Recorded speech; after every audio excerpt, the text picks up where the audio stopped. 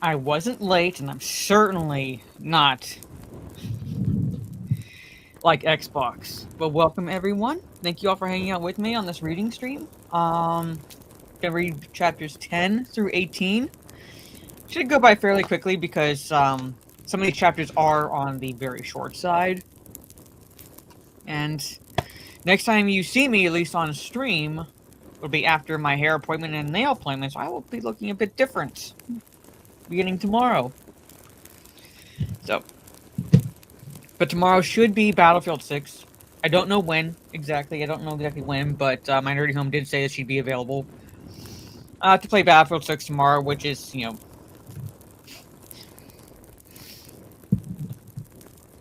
not really surprising. Not really surprising. And then Saturday, 50-50 on a stream, but definitely a double feature watch party of Phantasm and Hellraiser.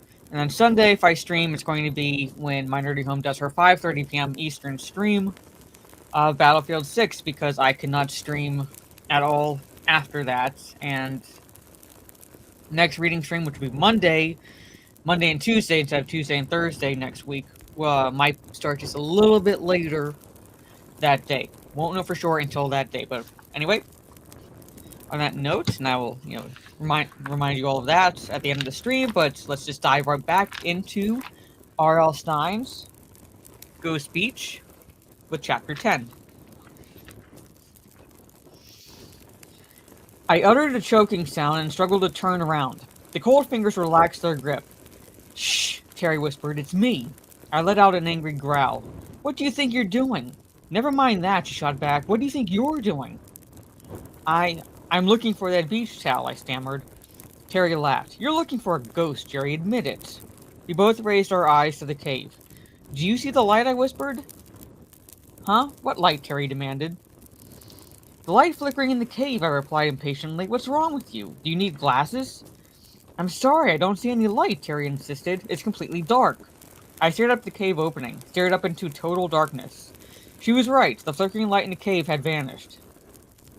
As I lay in bed later that night, I tried to use what Mr. Hendrickson, my science teacher, calls my critical thinking skills. That is completely lacking nowadays. That's when you have to put together whatever facts you have and those you don't, and then draw a logical conclusion. So I asked myself, what do I know? I know I saw a light, then the light went out. So what was the explanation? An optical illusion? My imagination? Sam? Yeah, welcome everyone. Outside the window, a dog began to bark. That's weird, I thought. I hadn't seen any dogs around here before. I stuffed my pillow over my ears. The barking grew louder, more emotional. It sounded as if it were right outside my window. I sat up, listening, and remembered what Nat had told us. Dogs recognize ghosts. Was that why the dog was barking so excitedly? Had the dog spotted the ghost? With a shiver, I climbed out of bed and crept to the window. Oh yeah. Like I said, my brother took, just about all the books we had. Found this one. So, I peered down to the ground. No dog. I listened. The barking had stopped. Crickets chirped. The trees whispered. Here, doggy, I called softly. No reply. I shivered again. Silence now. What's going on here, I wondered. Shh, you'll scare them, Terry whispered. The morning sun was still a red ball low in the sky as we approached the seagull nest Terry had spotted the day before. Bird watching was Terry Sadler hobby number 3. Unlike gravestone rubbings and wildflower collecting, she could use this one back at home, right from our apartment window. We crouched down to watch. About 15 feet away, the mother seagull was trying to herd her 3 babies back into the nest. She squawked noisily and chased them first in one direction, then another. Aren't the babies cute? Whispered Terry. They look like fuzzy gray stuffed animals, don't they? Actually, they remind me of rats, I replied. Terry poked me with her elbow. Don't be a creep. We watched them in silence for a few minutes. So tell me again about the dog barking last night, Terry asked. I can't believe I didn't hear it. There's nothing more to tell, I replied edgily. When I went to the window, it stopped. Down the beach, I saw the 3 Sadler kids in shorts and sleeveless t-shirts, walking barefoot along the shore. I jumped up and started jogging toward them. What's your hurry, Terry called after me. I want to tell them about the flickering light, I called back. Wait up, Terry shouted, scrambling after me. We stumbled along the rocky beach toward the 3 kids. I saw that Sam was carrying a couple of old fishing poles, and Louisa had a bucket filled with water. Hi, Louisa had said warmly, settling down, setting down the bucket. Catch anything? I asked. Nope, Nat replied. We didn't go fishing yet. What's in the bucket then? I asked. Nat reached in and pulled out a small silverfish. Bunker, we'll use him for bait. I leaned down and peered into the pail. Dozens of little silver gray fish swarmed around inside. Wow. Want to come? Louisa asked. Terry and I traded glances. Fishing sounded like fun, and maybe it would give us a chance to ask casually about the light in the cave. Sure, I said, why not? In here, wider picture range. And humans, you think they also see wider light wavelengths? But possibly because don't like dogs see in like, at least the speculations, they see in black and white. They don't like see in normal light wavelengths that humans do. So it could possibly be that there is something to a dog's eyesight that'll allow them to see what humans can't. Or at least sense. Anyway.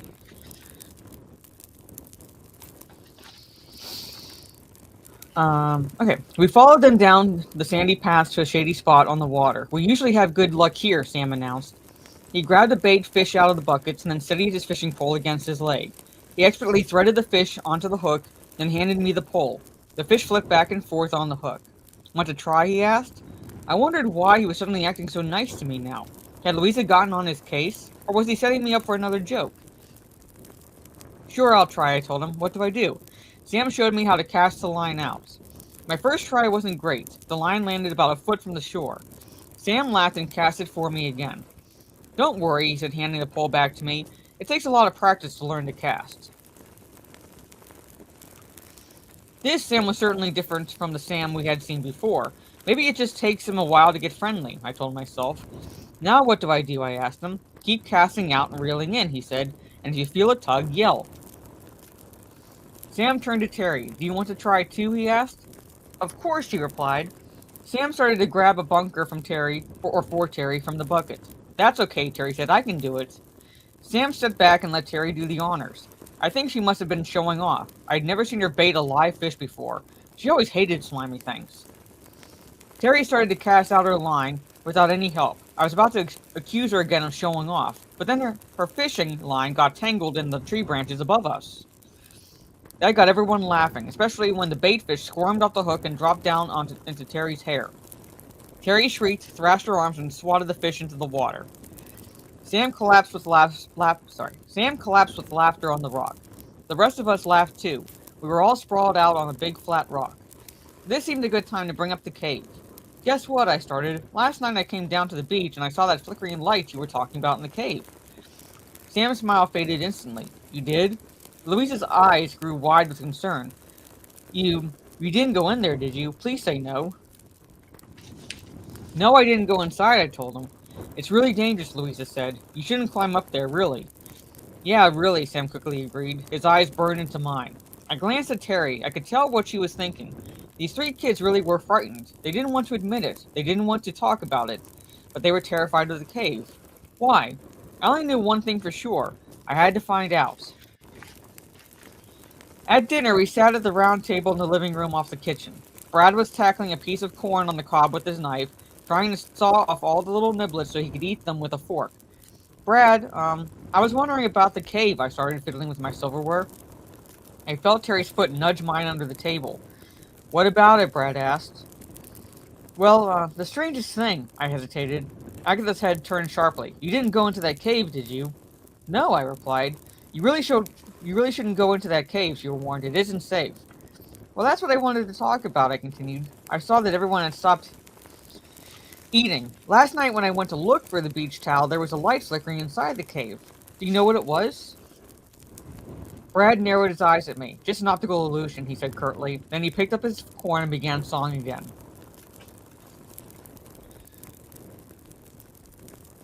Hush, Gravy. I don't understand, I told him. What do you mean? Brad patiently put down his corn. Jerry, did you ever hear of the Northern Lights, Aurora Borealis? Sure, I said, but that's what the flickering light was, he said, cutting me off. He picked up his corn again. Oh, I replied. I turned to Agatha, hoping she'd fill in the blanks. She did. It happens at certain times of the year, she explained. Something electric is in the air. The whole sky lights up in streamers.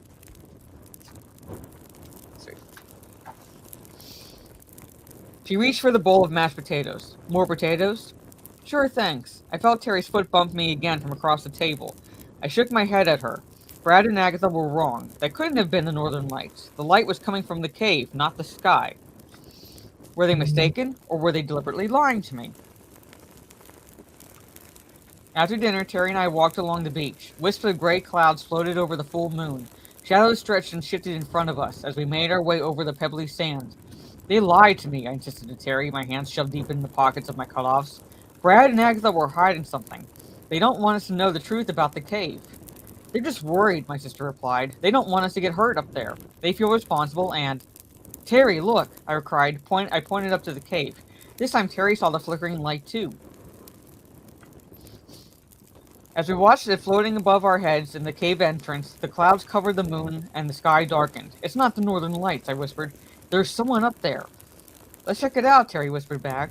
Before we even realized what we were doing, we were climbing the rocks, pulling ourselves up toward the cave. It felt as if I were being pulled by a magnet. I had to get closer, close enough to see what was causing that strange floating light. Behind us, the ocean waves crashed against the lowest rocks, spraying surf in every direction. We were almost to the mouth of the cave. I glanced back and saw that the beach lay far below. In the cave mouth, the light still flickered and floated. We pulled ourselves up the last few rocks and stood up. We found ourselves standing on a wide ledge. The dark cave loomed up ahead, towering over us. I peered into the cave opening. How deep was the cave? I couldn't tell.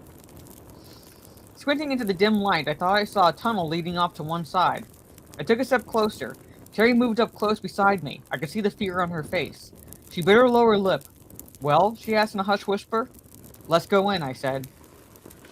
My heart thudded as we stepped into the darkness. Our sneakers slid on the smooth, damp cave floor. I nearly choked on the sour, musty smell.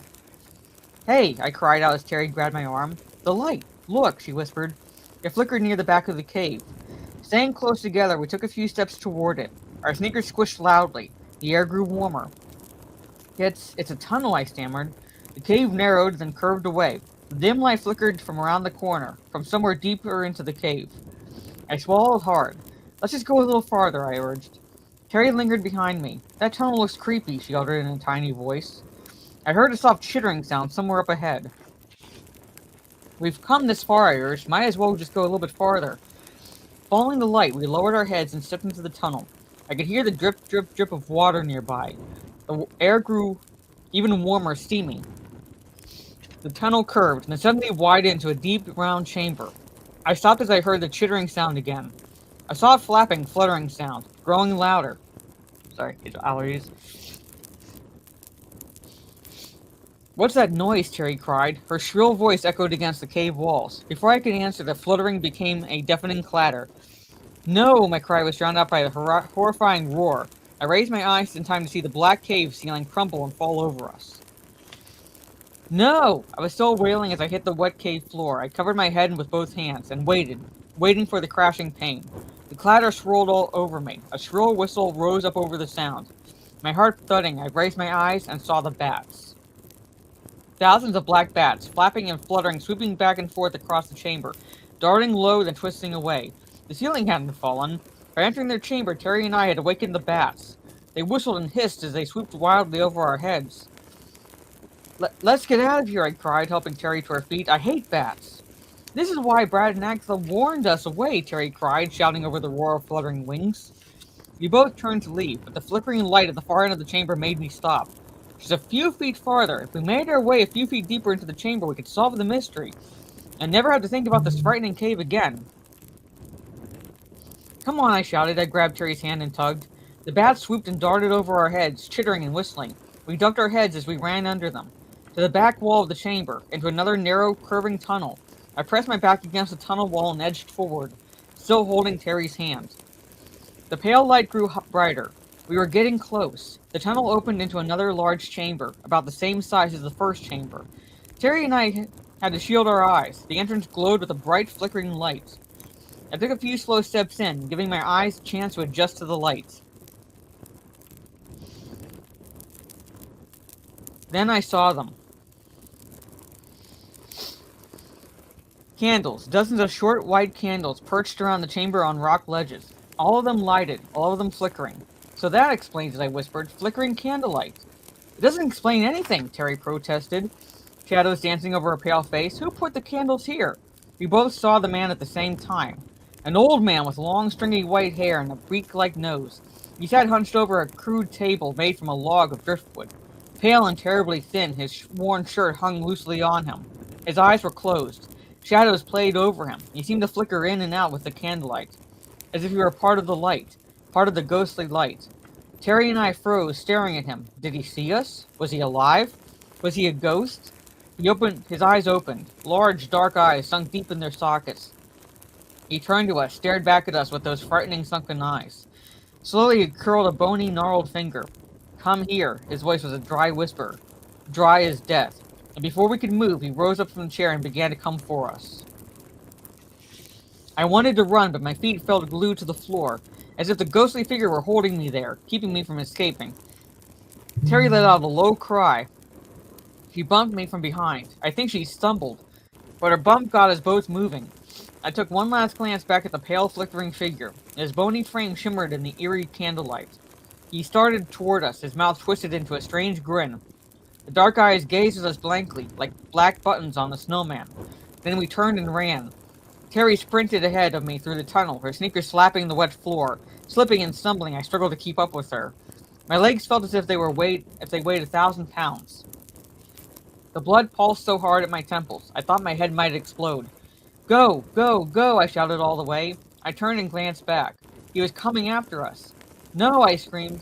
I shouldn't have turned back. I stumbled over a jagged rock and went sprawling on the hard floor. I landed hard on my elbows and knees.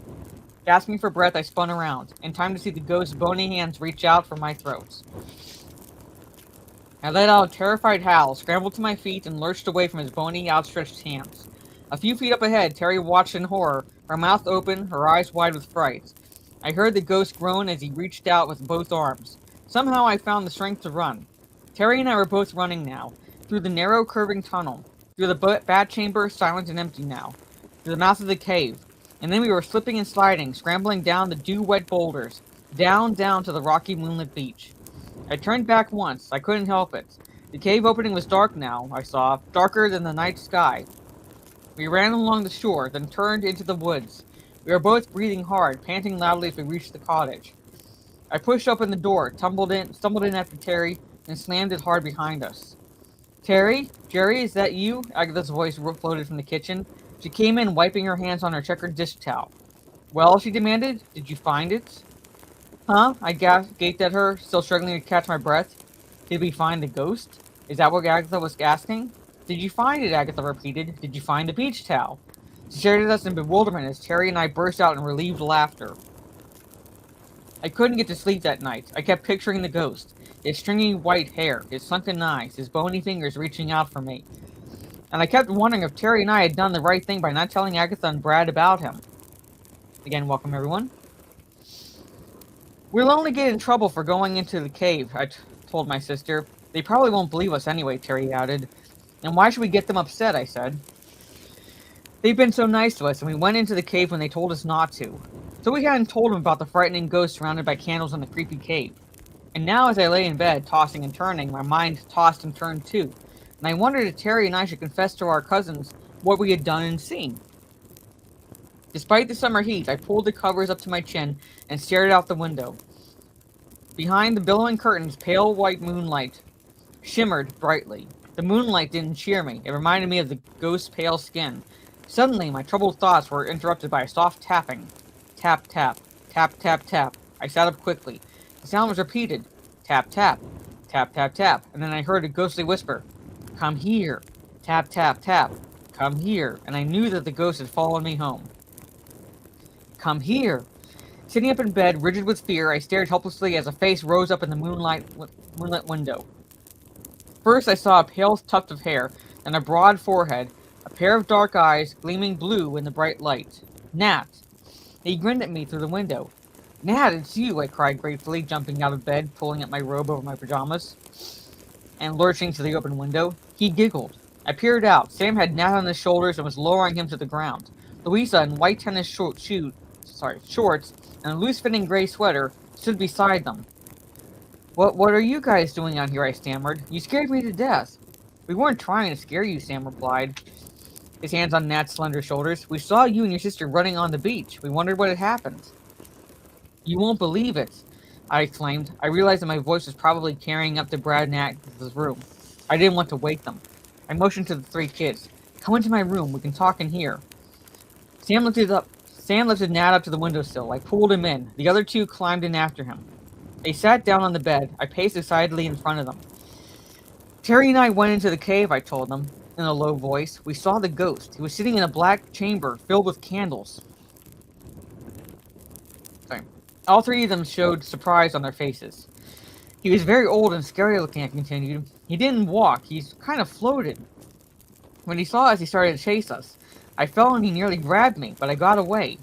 Wow, Sam muttered. The other two continued to stare at me in amazement. Then what? Nat asked. Then we ran back here as fast as we could, I told him. That's it.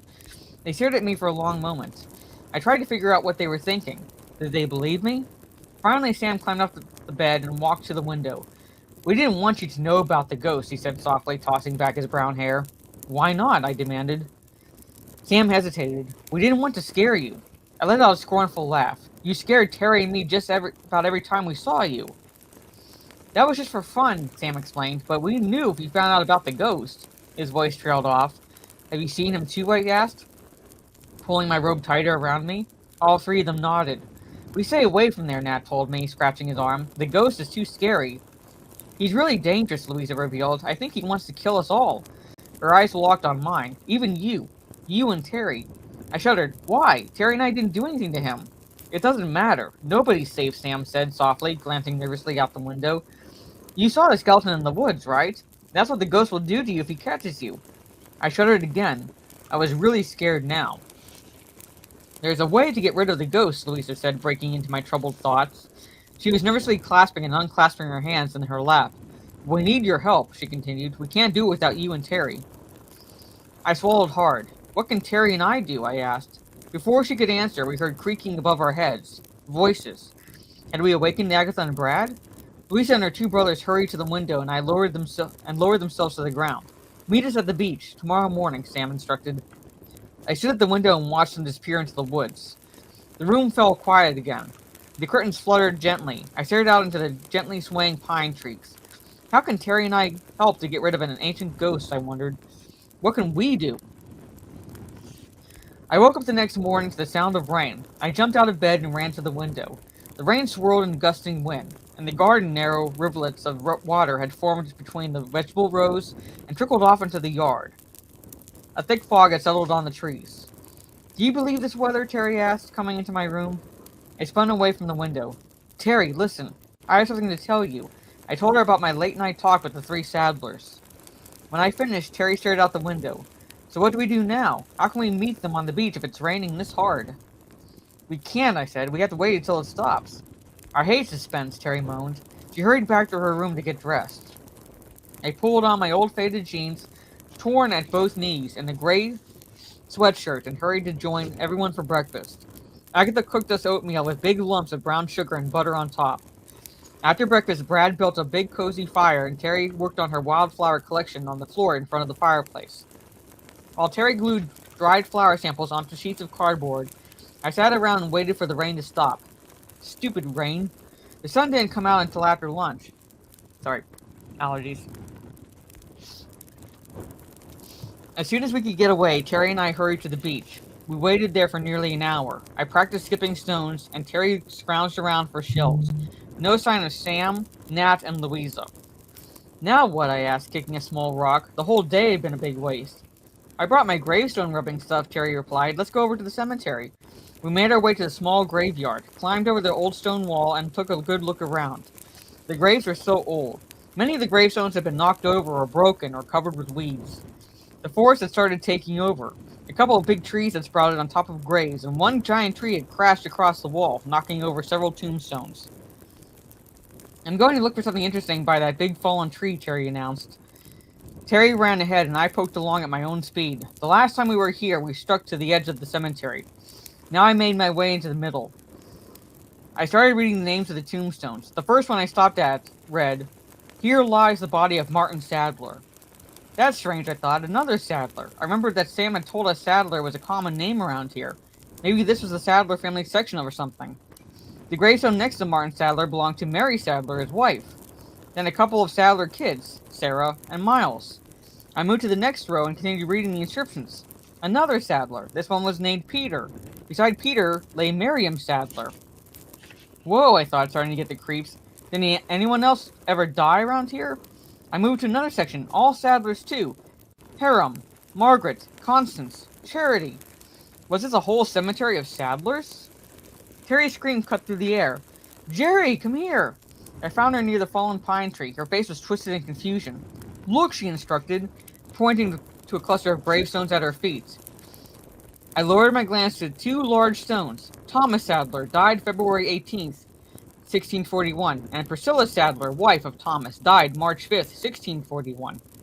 "Yeah, I know," I told Terry. "The whole cemetery's filled with Sadlers. Creepy, huh?" No, check out the kids' graves," Terry said impatiently. I saw three small identical stones lined up beside the parents. The three stones stood up straight. They were clean and easy to read, as if someone had taken care of them. I hunched down to read the names. Sam Sadler, son of Thomas and Priscilla. I straightened back up, so... "Read the next one," Terry instructed. I lowered myself again. Louisa Sadler. "Uh-oh," I murmured. "I bet I can guess the last one." "I bet you can too," Terry replied in a trembling whisper. My eyes moved to the last marker. Here lies Nat Sadler, who died in his 5th year of life. I stared at the three stones until they blurred before my eyes.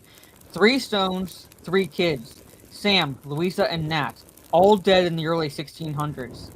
"I don't get it," I murmured. I felt dizzy as I climbed to my feet. "I just don't get it." "We have to ask Brad and Agatha about this," Terry said. "This is just too weird." We ran back to the cottage. I kept seeing those 3 stones as we ran. Sam, Louisa, and Nat. We found Brad and Agatha out back under the trees in our matching rocking chairs. Agatha laughed as we came running up to them breathlessly. "You kids run everywhere, don't you? Wish I had your pep." "We were in the cemetery," I blurted out. "We have to ask you about something." She raised her eyebrows. "Oh, were you working on gravestone rubbings?" "We didn't get that far," Terry told her. "We were reading the stones. They were all Sadlers. All of them." Agatha's chair rocked back and forth steadily. She nodded, but didn't say anything. "You know those kids we met on the beach?" I broke in. "Well, we found tombstones for Sam, Louisa, and Nat Sadler. They died in 1640-something. But those are the same names as the kids we met." Agatha and Brad rocked in unison, back and forth, back and forth. Agatha smiled up at me. "Well, what's your question, Jerry? How come there are so many Sadlers in that graveyard?" I asked, "and how come those stones have our friends' names on them?" "Good questions," Brad muttered quietly. Agatha smiled. "It's nice to see you both so observant. Sit down. It's a sort of a long story." Terry and I dropped down onto the grass. "Tell us," I urged impatiently. Agatha took a deep breath and began. "Well, in the winter of 1641, a large group of Sadlers, practically the whole family, sailed from England and settled here. They were pilgrims who came to start a new life." She glanced at Brad, who continued to rock, staring out at the shimmering trees. "It was one of the worst winters in history," Agatha continued, "and sadly, tragically, the Sadlers were unprepared for the cold. They died one by one and were buried in the little cemetery. By 1642, there were almost none left." Brad tissed and shook his head. Agatha, rocking in a steady rhythm, continued. "Your friends, Sam, Nat, and Louisa, are your distant cousins, like Brad and me. They were named for their ancestors, the children buried in the cemetery. We were named for our ancestors, too. You'll find gravestones for Agatha and Bradford Sadler in the cemetery, too." "We will?" Terry cried. Agatha nodded solemnly. "That's right. But your cousin and I aren't quite ready for the boneyard yet, are we, Brad?" Brad shook his head. "No, ma'am," he replied, grinning. Terry and I laughed. Relieved laughter. I was so glad there was a good explanation for what we had seen. I suddenly felt tempted to tell Brad and Agatha about the ghost in the cave. But Terry started talking about wildflowers, and I settled onto the grass and kept my thoughts to myself. We finally ran into Sam, Louisa, and Nat on the beach the next morning. "Where were you guys?" I asked. "We waited for you all afternoon." "Hey, give us a break," Sam protested. "It was raining. We weren't allowed outside." "We were at the little graveyard yesterday," Terry told them. "We saw 3 old gravestones with your names on them." Louisa and Sam exchanged glances. Those are our ancestors, Sam said. We were named after them. Jerry said you have a plan to get rid of the ghost, Terry broke in. My sister always likes to get down to business. We do, Sam said, expression turning serious. Come with us. He began walking quickly over the pebbly sand toward the cave. I hurried to catch up. Whoa, where are we going? I'm not climbing back inside that cave again. No way, I cried. Me either, Terry agreed. Being chased once by a ghost was enough for me. Sam's hazel eyes locked on mine. You don't have to go into the cave again, I promise. He led us to the rocks below the cave. I gazed up, shielding my eyes against the bright sunlight. The cave looked a little less frightening in the daytime. A smooth white stone gleamed. The dark entrance didn't seem as deep and forbidding. Sam pointed up at the mouth. All those big rocks piled up on top of the cave? I squinted. What about them? All you have to do is climb up there and push those rocks down. The rocks will cover the mouth of the cave, and the old ghost will be trapped inside forever. Terry and I stared at the enormous white rocks. Each one must have weighed about 200 pounds. You're kidding, right? I said. Louisa shook her head. We're very serious, she murmured. We covered the cave mouth with rocks, I repeated, staring up at it.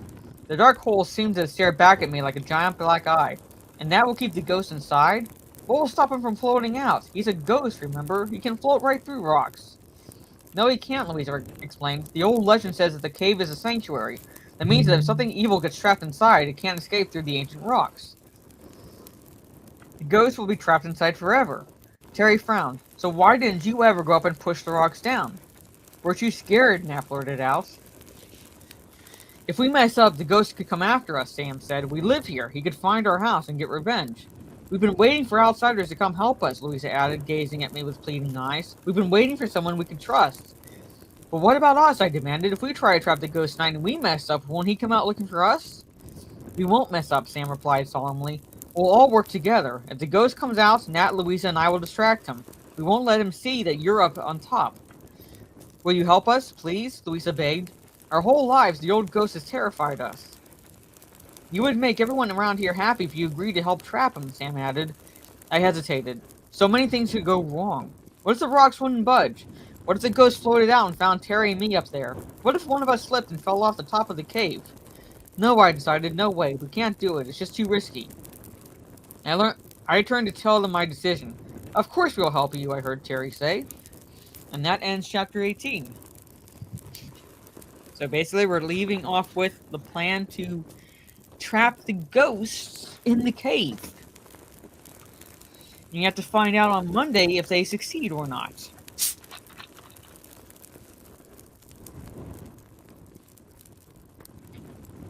There's a graveyard near this bike trail around, well, not round where I live, but I think it's a drive. But it's a walking trail, bike trail, and there are gravestones there. And I've seen gravestones from, as far back as 1800s and so forth as well. But you're welcome, everyone. Thank you all for hanging out with me. The last 10 chapters I'll be reading will be Monday, and like I said, it might start a bit later than 8 p.m. I won't know for sure until that day if I can start on time or not, but like I said, no, definitely no later than 8:30 p.m. Eastern for the reading stream. For the remaining third of R.L. Stine's Ghost Speech. Then Tuesday, I'll be reading a bunch of stories from More Scary Stories to Tell in the Dark. Wednesday will be a Borderlands stream. And then Thursday, I will be replaying Massacre at the Mirage. Basically, seeing if, I don't know if I exactly will finish it or not, depending on when I start, but at least we'll get most of the way through of my replay of that game. Saturday, like I said, will be an if stream this week. Don't know for sure, depends. But if no stream, then definitely will be the double feature Discord watch party stream of Phantasm and Hellraiser. Saturday evening. I have to look and see how long each one of them is. I know they're not that long. So I'll probably start the watch party about 7 p.m. Eastern. Give or take. So I'll let you all know once I get the times for the movies. Tomorrow will be Battlefield 6 with at least my nerdy home, maybe one other person. And that'll be exclusively despite the Twitch suspension, that'll exclusively moving forward will be YouTube and Kick, because I cannot risk another violation on my Twitch. Because again, apparently you can wish death upon certain demographics of people. You can cheer the death of certain demographics of people. You can fully sexualize yourselves for money, but you cannot say gamer words. So yeah. But then moving forward, at least for multiplayer games, those will be YouTube and Kick. Yeah, you can use a shock collar on your dog, but God forbid you drop a gamer word here and there. So yeah, but moving forward, exclusively, especially for Battlefield 6 streams, for multiplayer games will be exclusively YouTube and Kick. But single player games like Borderlands, that will be YouTube, Twitch, and Kick, basically. So until something better comes along, Phil, I spent too much time building my channel up, so for me to just get rid of it now.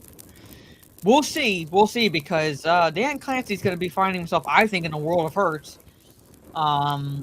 Given everything that's come out about what happened at TwitchCon and so forth, that maybe some house cleaning will happen. I don't know. We'll see. But if anything, like I said, unless something better comes along, it is what it is right now. But anyway, thank you all for hanging out with me again. Have a good rest of your day or evening, wherever you are in the world, and I will see you all tomorrow evening, YouTube and Kick, for some Battlefield 6 and a whole bunch of game awards. Peace.